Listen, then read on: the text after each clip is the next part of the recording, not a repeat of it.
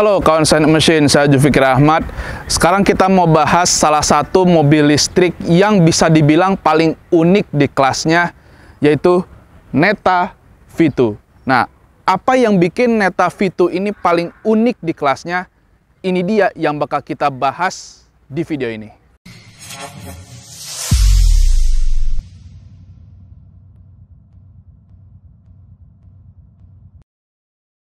Jadi pertama yang unik dari Neta V2 ini, pertama dari eksterior ya. Eksteriornya ini agak unik ya.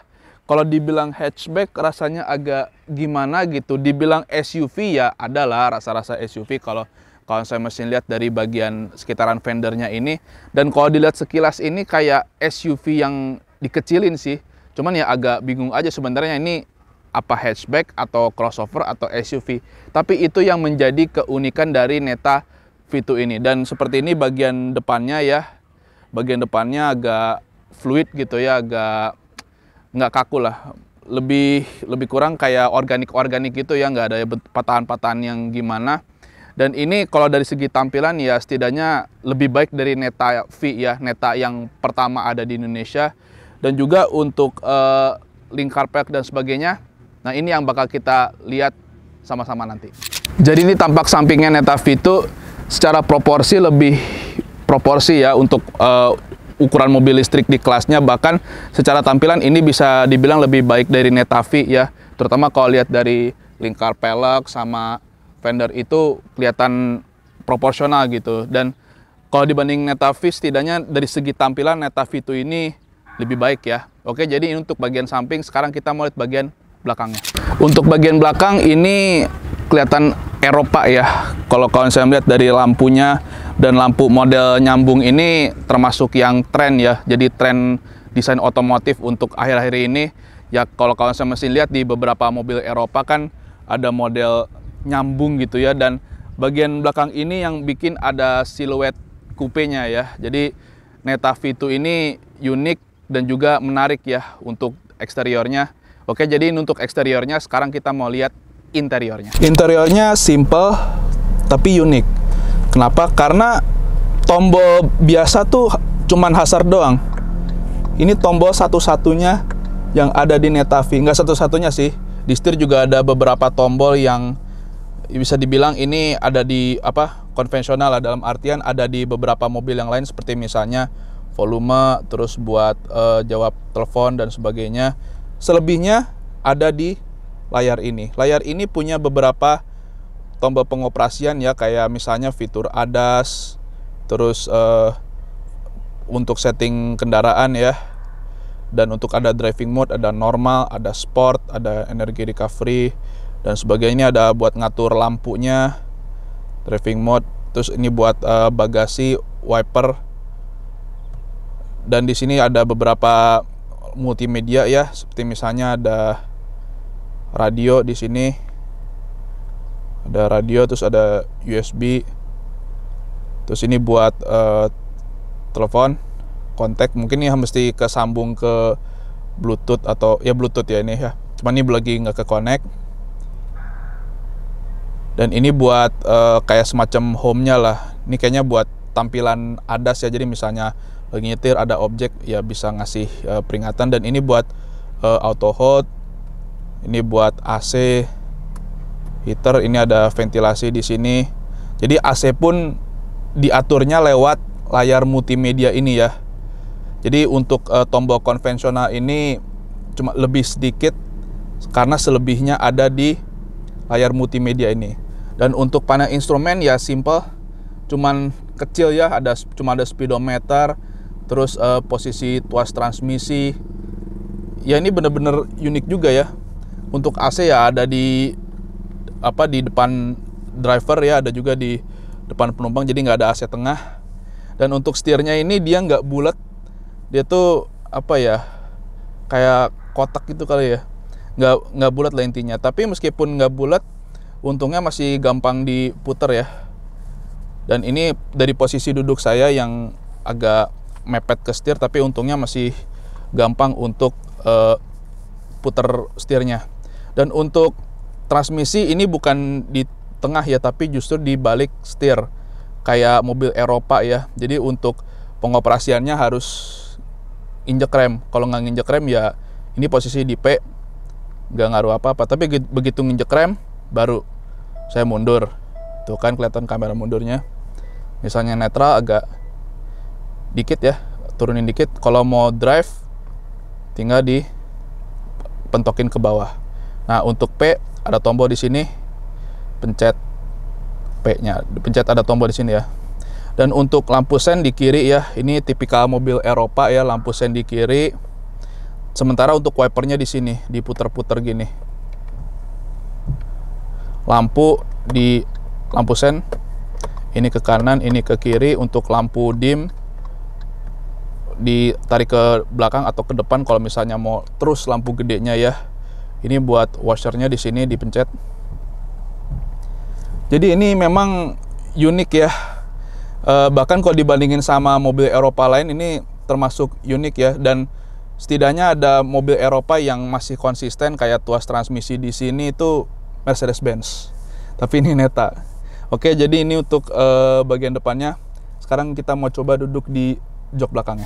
Untuk jok belakang termasuk lega ya, bahkan dengan posisi duduk saya yang tingginya sekitar 180 cm ini masih bisa rileks lah. Cuman antara kepala dan plafon ini deket ya, bahkan jari aja mungkin just segini lah, yang artinya ini termasuk lega tapi nggak lega-lega banget untuk saya yang tingginya sekitar 180 cm. Oke, jadi untuk jok belakang gini rasanya, dan ini jok depannya nggak saya ubah ya dari posisi tadi. Sekarang kita mau lihat bagasinya. Untuk bagasi dia termasuk luas ya. Kalau saya masih lihat ini barang bawaan saya sehari-hari. Ini kalau diperkirakan ya 2 koper gede mungkin masih bisa masuk ya. Dan itu pun udah sama chargernya ya. Dan ini yang pasti udah mesinnya sih udah termasuk ya. Dan masih ada ruang lagi di sini. Ini buat toolkit ya. Buat naro-naro di sini juga udah ada apar, udah ada emergency kit kalau misalnya ada apa-apa di jalan. Jadi bagasi Neta V ini termasuk luas ya untuk mobil dengan ukuran segini, sekompak ini. Oke, jadi ini untuk bagasi. Sekarang kita mau lihat dapur pacunya. Untuk dapur pacu Neta V ini dia tenaganya 95 PS. Versinya itu 150 Nm dan kapasitas baterainya ini 36,1 kWh. Dan untuk motor listrik Neta V ini posisinya di depan ya, cuman ini karena ketutup cover jadi kita nggak bisa ngelihat motor listriknya dengan jelas. Oke, kita udah bahas dapur pacu, udah bahas eksterior, interior. Rasanya belum afdol kalau kita belum test drive. Kayak gimana sih rasanya Neta V2 ini? Yuk kita coba. Impresi pertama nyetir mobil ini adalah rasa premium. Pertama dari setirnya ya, yang biasa dari bahannya ini biasa ada di mobil kelas premium. Jadi meskipun dengan rentang sekitar 300 jutaan, mobil ini tuh rasanya rasa yang premium gitu, yang di atas harganya. Dan juga untuk Neta V2 ini termasuk yang fun to drive ya. Setirnya ringan, posisi mengemudinya juga termasuk yang mendukung ya. Bahkan saya masih bisa melihat kap mesin dengan cukup jelas dari posisi nyetir saya. Jadi meskipun ini mungkin antara crossover atau hatchback, posisi mengemudinya tuh tinggi gitu. Dan biasa posisi mengemudi tinggi itu biasanya ada di mobil berjenis crossover atau SUV karena mereka membutuhkan visibilitas yang jelas. Dan untuk Neta V2 ini setirnya termasuk ringan ya, dan radius putarnya termasuk yang kecil. Dan untuk suspensi juga termasuk pas ya, jadi nggak terlalu empuk, nggak terlalu keras juga. Dan untuk tarikan dia termasuk responsif, jadi begitu di pejak setengah aja. Nah ini kita udah masuk ke U-turn. Jadi begini kalau nikung ya untuk Neta V2 ini. Meskipun bentuk setirnya nggak bulat, tapi dia masih nyaman untuk diputar ya, bahkan untuk putar balik tadi. Dan untuk gasnya juga dia ada sedikit nut-nutan ya, tapi nggak masalah. Tapi dengan agak nut-nutan justru jadi lebih safe ya, jadi nggak ngelosor gitu. Nah untuk tarikannya ini masih mode normal, ini termasuk yang responsif ini. Ini baru mode normal ya, belum mode sport. Tapi ya tipikal mobil listrik lah, torsi instan. Neta Vito ini 150 Nm dan bener-bener langsung berasa gitu begitu dibejek. Dan untuk Neta Vito ini dia front wheel drive ya, bukan yang rear wheel drive, tapi nggak apa-apa, ini termasuk yang fun ya. Dan ini juga bisa dibilang Neta Vito ini bikin nagih untuk dibejek-bejek. Nah, di sini ada polisi tidur. Sekarang kita mau coba gimana ngelewatin polisi tidurnya. Ya, cukup enak untuk ngelewatin polisi tidur. Nah, tarikan responsif gini cukup berguna ya. Misalnya mau dikit, langsung bes gitu. Jadi nggak pakai lemot, responsif langsung.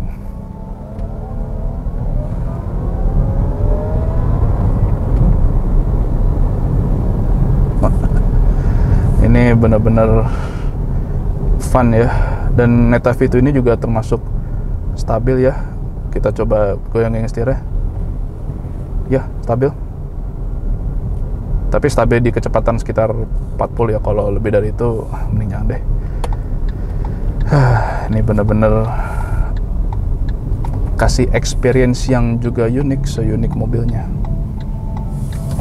Oh ya, Neta ini dia kapasitas baterainya 36,1 kWh ya. Dan untuk konsumsi dari start waktu ngisi itu berkurangnya 6% ya, dari Bulungan ke Pulau Mas. Yang artinya jarak sekitar 23 km ini Neta Vito ini konsumsinya cuman keluarin sekitar 2 kWh ya.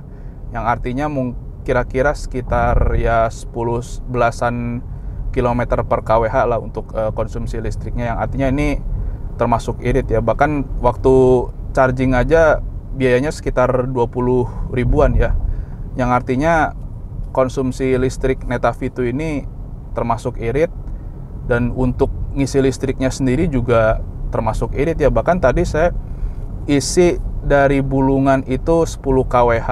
Dari Bulungan ke Pulau Mas itu cuma berkurang 6%. Jadi ini termasuk ya efisien konsumsi listrik. Oh ya, Neta Vito ini nggak ada tombol start ya. Dan itu juga yang menjadi keunikan dari Neta Vito. Nah, untuk matiin mobilnya gimana nanti dijelasin di sesi closing video ini ya. Berhubung Neta Vito ini nggak ada tombol start, jadi begini caranya untuk matiin motor listriknya Neta Vito. Oke, mati, layar head unit mati, yang artinya motor listrik ini udah mati dengan cara pencet tombol di kunci ini. Dan kuncinya sendiri juga unik ya, kayak fidget spinner gitu. Oke, jadi ini yang bikin Neta Vito ini jadi yang paling unik di kelasnya. Nah, untuk harganya ini dia sekitar 300 jutaan ya. Mungkin bisa lebih, bisa kurang. Dan Neta Vito ini meskipun dengan harga 300 jutaan, tapi ini termasuk yang pilihan menarik ya. Meskipun dengan segala keunikannya, ya seperti misalnya nggak ada tombol start, ini yang mungkin orang bikin bingung nih matiin mobilnya gimana. Nah, ternyata dengan matiin mobilnya ya lewat kunci ini. Jadi keluar, pencet tombolnya, motor listrik akan mati. Nah, untuk menghidupkannya ya sebaliknya. Begitu buka pintu ini, pintu kebuka, masuk, motor listrik hidup lagi. Jadi itulah keunikan dari Neta Vito ini. Gimana nih menurut kawan Sound Machine? Menarik gak nih Neta Vito ini? Oke, sekian untuk video kali ini. Semoga bermanfaat. Seperti biasa, jangan lupa diklik like, subscribe channel YouTube-nya soundandmachine.com.